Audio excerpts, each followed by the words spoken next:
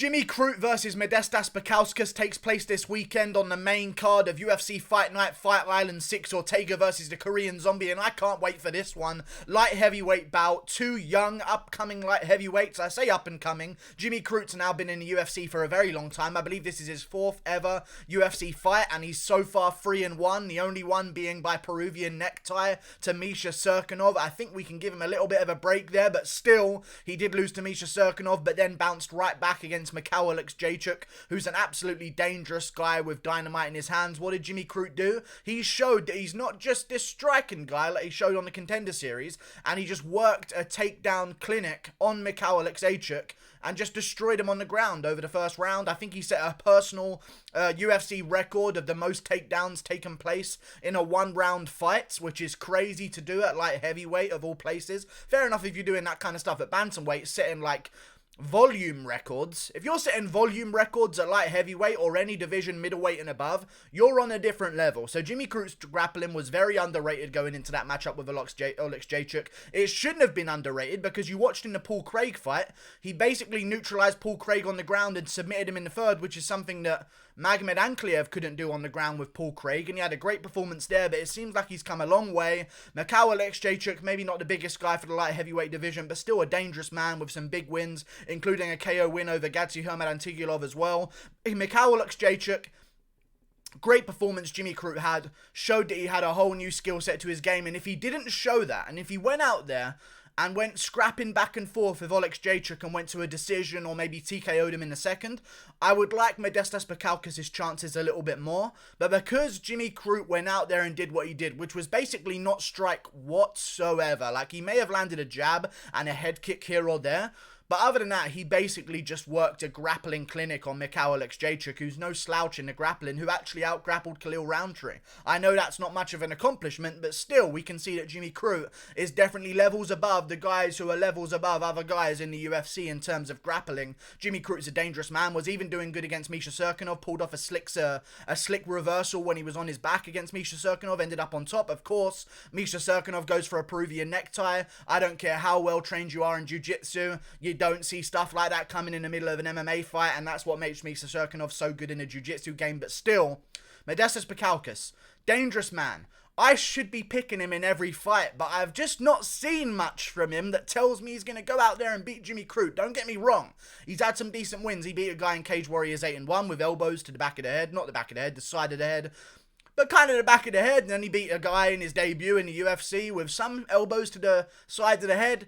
Couple elbows to the back of the head after that one as well. I do like the elbows, okay? I think they're a very useful technique. Jimmy Crute does not shoot traditional takedowns, okay? He goes for body lock, he'll do a little heel tap, kick your leg out from under you, drag you backwards. Like, he doesn't go for the traditional, I'm going to get a double leg, pick you up and slam you down. So I don't think those elbows are going to come in too handy. He could go on a free Travis Brown elbow KO streak. That would be unheard of, so if Modestas Bukauskas can pull that one off, that would be amazing, but still, he's a dangerous guy, 10-2 or 11-2 now, sorry, overall, great record, lost to 2 guys in a row, some questionable guys as well. He's been KO'd before in his career. He got beaten by Pavel some name, it's a surname. Get over it. His first name's Pavel, 15-3 at the time. It was first jump up for Modestas Bukauskas in his entire career. Ended up getting submitted in the first round relatively easily. John Redmond as well, 5-11 guy, came out there, KO'd him in the first round from Modestas Bukauskas. And I even watched his debut in the UFC against Andreas Michailidis again. Michailidis was doing very, very well against him in that debut, and I was checking the stats of Modestas Bukauskas, and don't get me wrong, I'm sure he's very good, but in that first round, he got outlanded 23-18 on significant strikes, and he landed about 6 or 7 with those elbows in the finishing sequence before the round was over. So he was down by much more than that for the majority of the first round. He ate some body kicks that round, really big body kicks, and we're going to talk about that in this video as well. Some really good leg kicks as well from Andreas Michailidis. Came out there, chopped some leg kicks on Modestas Bukauskas. Bukauskas got cracked with some big punches as well. Andreas landed big bombs on him. And then eventually, of course, Andreas Michailidis looked to make a stamp on the end of the round to make sure that he got it with the judges. Modestas Bukauskas elbowed a couple times to the side of the head, then 3 times to the back of the head. And then Andreas Michailidis didn't get up straight away because he's just been elbowed in the back of the head. And the referee's like, legal shots, my friend. Legal shots, my friend, even though they weren't. So referee needs to get some glasses or something, because a couple of those at the end were very illegal. But still, I respect Modestas Bukauskas. But they pulled the cage out from behind Andreas Michailidis. He was getting back up, and he went to lean backwards against the cage, okay, because he's close to his corner anyway, and they open the cage behind him, and he falls out backwards. The officials open the cage behind him, and then the referee says it's over, which was very interesting in my opinion. It didn't really tell me too much about Modestas Bukauskas. You can get elbow KOs like that in the UFC. It's a useful technique, don't get me wrong. I thought he landed a few of them at the end to the back of the head very illegally. He has the same kind of KO in Cage Warriors against Ricardo Nozglia.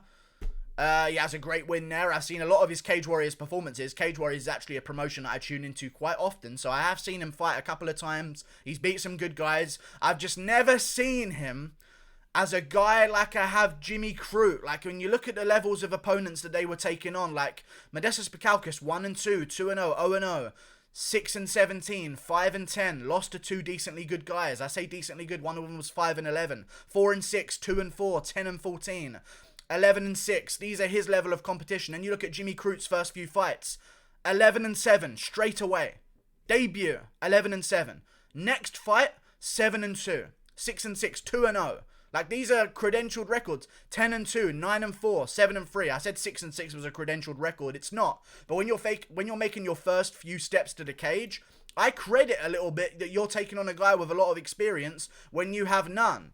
You know what I mean? So Jimmy Crute's fought better competition outside of the UFC. He's fought better guys inside the UFC as well, because Andreas Michailidis, we really don't know how good he is yet either. So although he looked good in the first round against Modestas, we really don't know if Andreas is going to go on to do something. We know that Misha Serkinov is ranked level.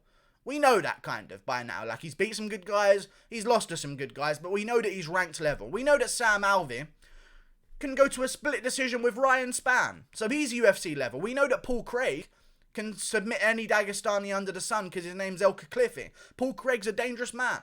Bouncing back with a couple good wins. I thought he beat Shogun the first time. Now he's got a rematch. We know that Paul Craig is at least top 25 level in the UFC. And Jimmy Crute did what Paul Craig does best, which was grapple with him, which he never should have done. I thought he should have stayed on the feet and really tried to expose Paul Craig's chinny chin chin, which is occasionally quite questionable. But he took Paul Craig into his own game of the grappling after Paul Craig was shooting some takedowns.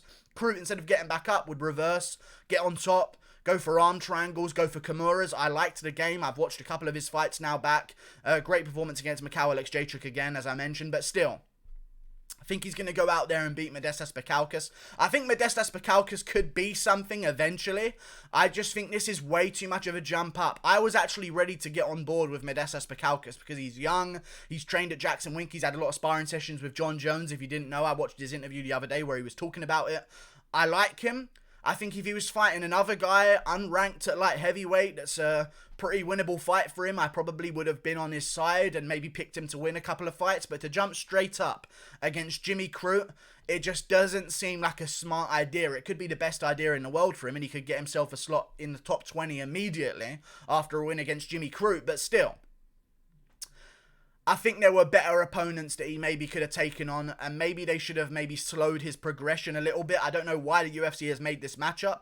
There are plenty of fights for Jimmy Crute right now in the light heavyweight division. I don't know why they forced Bukauskas right to the top, but apparently they want to make the most of 2 young guys. I guess this way, if Jimmy Crute loses, they still have a young guy in Modestas that they can build on, and he's basically English, okay? I know that he's not really English because he's the Baltic gladiator, okay? I do understand, and he's from Lithuania, and he was born in Lithuania.